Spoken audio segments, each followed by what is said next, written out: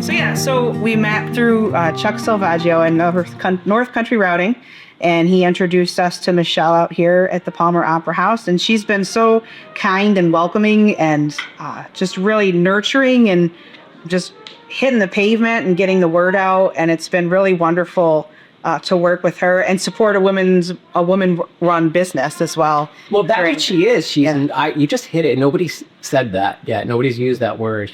She's nurturing. Mm-hmm. She's so nurturing. She's just got that way about her. She was telling me, she did outreach for the hospital, I guess, for like 20, 30 years. So she put together all these programs. And it's so funny how life is like this natural step a lot of times. And this is like her perfect job. Yeah. Right? It's people, and she's nurturing the community and kind of just getting the community back on the feet. And she's really the one that's, she's at the hub of all of this communication. Sure. Absolutely. Everything runs through Michelle, Yeah. So, and you just met her, or? Today was the first time I met her in person. Yeah, we've talked on the phone and we've talked through emails and text messages, but today was the first day that I've met her. Oh, that's awesome. So you knew her, but you didn't ever met her physically before. Right. So now, as far as you're concerned, tell me a little bit about the Palmer, like just what you feel about playing here. What are your... It's a beautiful space. I love it. It's very rare when you can find a building with this history and to come and play music and keep it alive and keep the scene going. It's just a really wonderful, welcoming environment, just the building itself and also the people that are here keeping it going. I mean, helping us carry things. I'm just always so... Yeah, she was telling me about... So I was a musician for 20, 30 years. This is what I did. I started playing in Barcelona when I was 12. My parents had to have a permit. They'd sit at the end of the bar. I did that until I could tour. They started touring. My dad got killed in a car accident. We had a restaurant, so we moved that out to a really affluent town. We did really well, but I couldn't tour anymore. So I took all my money, invested in a recording studio, opened up a record label, did that. Eventually, we sold the restaurant and moved to Boston. So I did this for 20, 30 years. It was what I did since I was 12 until I was like 40. And she doesn't, because she's not a musician, so she doesn't know what we go through. But to have a place that feeds you, that helps you load in, that gives you a beautiful green room, it's a great place to play. It really is, yeah. They care about their acts. They do. And I'm sure you've been performing for how long? A long time. Yeah, so like, how many places have you played where there's nothing? Like you show up, your gear's like in the bar. That's most of the time. Yeah, and you go to the bathroom to like just get yourself like decompressed or up, for the show. And that's it. That's their like breathing room, bathroom, Yep. Yeah. So they care about the musicians here. And truly do, and they've got a great sound system and they've got great people running that. It's all because they care. Yeah. And that's what she's trying to do here. She's trying to build, and she's building a scene because of that. Because she doesn't know. She doesn't know that, she could not do none of this and we'd be happy to play because you're a musician and you just love to play. Right. But they do all this other stuff because they love the whole idea of what they're providing.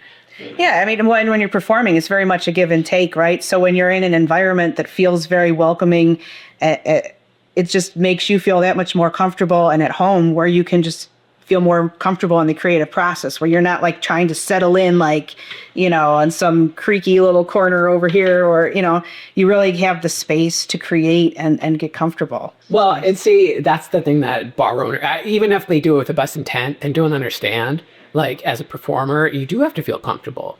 If you're going to, it's a lot to give to play. It doesn't matter if you're playing for 10,000 people or 10 people. It's a lot to go through to just get here, to get the gear. And the gear. The gear. Dude, I can't tell because this is about you, but I have stories about gear. Yeah, it's insane. What we do with an Ampeg SVT 8 cab and a Marshall stack and like this drum kit in this tiny little, Cherokee. Why are we doing this? Right? But you do it.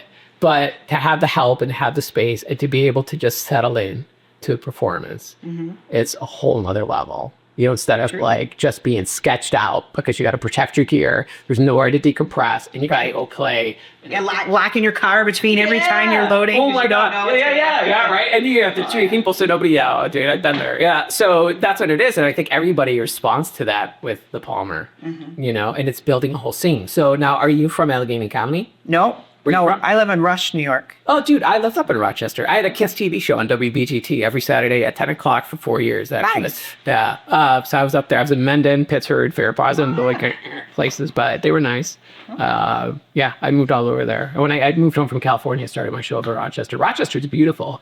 Yeah, and the music scene's great. There's a lot of It's musicians. been great. We used to play the Bug Jar all the time. That's a place I know, but it's just a really cool place. And you know what I think the differentiator is? And this is just my take on it. So we had, we were blue collar, right? So we had sports, really great food that would kill you, right? And then this like factory mindset. And really Rochester was like a Silicon Valley, imported people from all over the world, the best and the brightest for decades. And that whole city, it was about arts and culture and knowledge and learning. And when you live there and you were from here, you feel it. It's an arts town. That's what I say it is, at least. I mean, it's just beautiful. I mean, Noda's there, obviously, but I mean, it's just a really great town. And it's under the radar permanently. But it's not a bad thing. It's kind of just got its own culture. So I think there's some things getting us on the map. Oh, there are. The Jazz Fest is... there's a lot happening there, but it's just like, it's kind of living in the shadow of Toronto and Buffalo and like the Finger Lakes. And they consider it part of the Finger Lakes, but not. And it's just like, but I didn't care when I was there. I was like, this is a beautiful place. It's a really great town. Yeah. That's awesome. So you're from Rush. Rush is gorgeous too. The whole area there. Yeah. So your band, you play in a couple bands, or is this your primary? This is the primary. This is the primary. Yeah. Yeah. And you sing and play keyboards? Yes. Do you play any other instruments? Yeah, I play guitar. Wiola was my main instrument in school. Oh, wow. Pretty much anything I can get my hands on, I tried. But a little dulcimer, I tried. Yeah, I think that's, you're right. Why not, right? Yeah. It's not the medium, it's you, Yeah. right? It's just... I'm a music therapist full time. That's what I do. Oh, wow. And we have 2 young kids. My husband's in the band with me. Is he? Yeah, That's awesome. he's right over there. He's a great bass player. In about the next 3 or 4 minutes. Okay. All right. So, okay. Oh, yeah, it's dinner time. Okay. See, they feed you. Yes, that's nice. Yeah. So you guys, did you meet through music, by the way? Well, sort of. Yeah. Yeah, music brought us together. He was working. We both worked with adults with developmental disabilities. Okay. And so he was a beautiful. service coordinator for someone that I was working with and doing music therapy. And that's how we met. Oh, that's awesome. Well, that's really great, man. So we don't play a ton because, we're raising 2 children, and that's really the biggest thing right now. Right.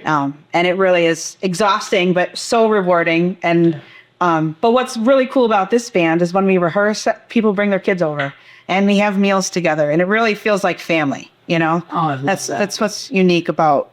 And when we were trying to come up with a name for the band, Lauren and because they're just such good people. Right. And so I want to say like good souls. I'm like, I use that. Why can't that be the name? So that's how we came up with the name for the band. That's a great name, actually. And that backstory is perfect, actually. It totally works. Awesome. Well, thank you. Yeah, I don't want to make you... All right. Elden up. That's all I need. Okay. We talked about the farm. We talked about you. And then...